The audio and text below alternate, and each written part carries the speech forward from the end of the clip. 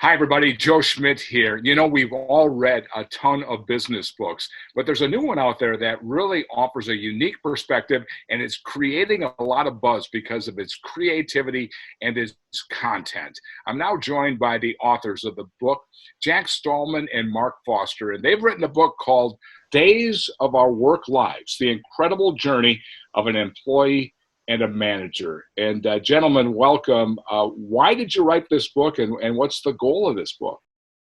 Yeah, Joe, thanks for having us today. You know, this is a business book primarily about role fit that works for both managers and employees alike. So anyone who might need a little inspiration about roles that people play within an organization will benefit from this book. That's because our book is written from two very different and unique angles.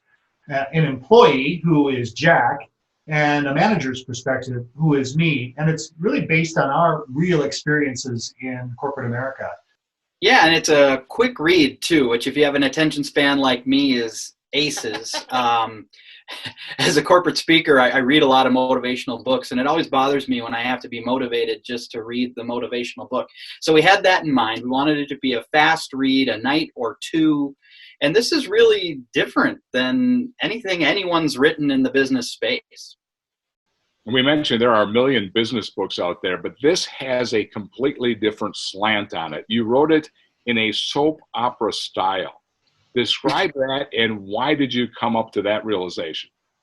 Well, actually, again, that kind of comes from my Hollywood experience. I actually was, don't blink or you missed it, on Days of Our Lives. And so that was sort of where the rumination of the soap opera came about. And then when I got into the corporate world, I realized that the same drama was happening in the office as was happening on the soap opera set. And I thought maybe there's something here. So this book actually tells the story of two people who walk into their office one day and it turns into a soap opera set. Mark's character, the manager, is now thrust into the role of director, and my character is thrust into the role as an actor. And so roles changing really quickly on people. Does that sound familiar to anybody? So we thought it was just kind of a fun twist on what's happening right now in the world. You know, the other thing that's interesting about this book is it's a flip book format. Explain that, and what was the goal of that? Well, yeah, there have been some authors who have done some flip book stuff before.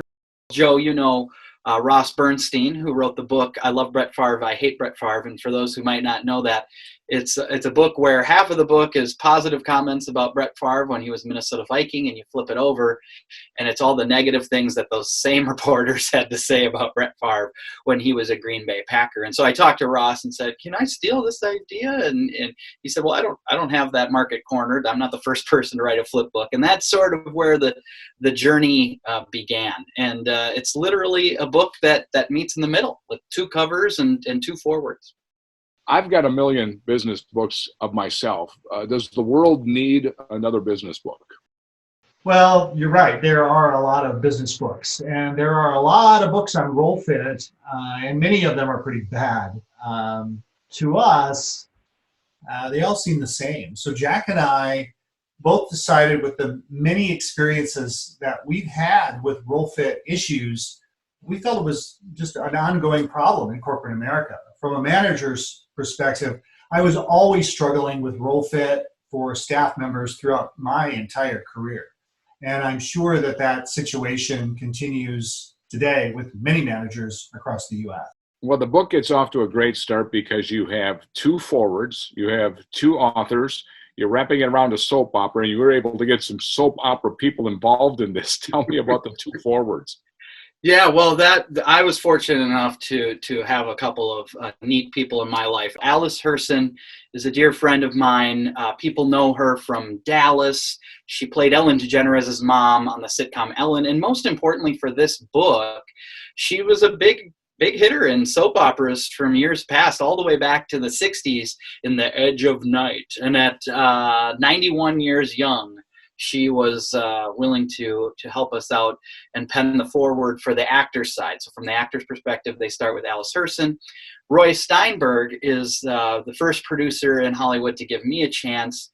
I was, as I mentioned, just briefly on Days of Our Lives in a small role, and he gave me that role. and has been a mentor figure since then, and was gracious enough to pen the foreword for Mark's side, which is kind of the director producer side. And one more bonus in this book is you have some very interesting illustrations. You went creative with that too. The brief backstory on that is I wanted to make sure that we actually wrote some soap opera scenes that you might read in a typical soap opera script. So we wanted to shoot those so that they could be featured in the book. But it really got logistically difficult given the fact that Jack and I were writing this book while still doing our full-time jobs. So what I decided to do was to beg Jack to go from an actual physical shoot to a easier and probably more time-consuming illustration method for the book.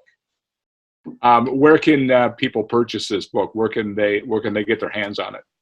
Well, our publisher is Outskirts Publishing, so you can buy it online on their site. It's also available at all major online book retailers like Amazon.com and Barnes & Noble. Yeah, and if you're a business out there looking for something for your team or your company, bulk sales are available as well as a package with my keynote speaking. I know I've been doing a lot more reading since the world changed with the pandemic. This is an opportunity to read something unique and new and learn something.